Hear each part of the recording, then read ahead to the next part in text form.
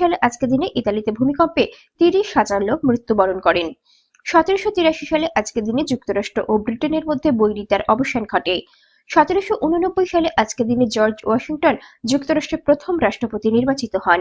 1792 সালে আজকের দিনে যুদ্ধে পরাজিত হবার পর টিপু সুলতান অর্ধেক মহীশূর ইংরেজদের হাতে তুলে দিতে বাধ্য হয়েছিলেন। 1794 সালে আজকের দিনে ফরাসি আইনসভা দাসপ্রথা বিলুপ্ত করে।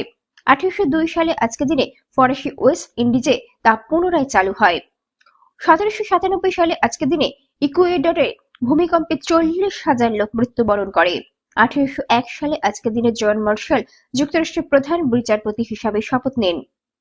1899 সালে আজকের দিনে যুক্তরাষ্ট্রের বিরুদ্ধে ফিলিপাইনের বিদ্রোহের সূচনা ঘটে। 1904 সালে আজকের দিনে রুশ জাপান যুদ্ধ শুরু হয়। 1915 সালে আজকের দিনে জার্মানির বিরুদ্ধে ব্রিটেনের নৌ অবরোধ ঘোষণা করে। 1916 সালে আজকের দিনে তুরস্ক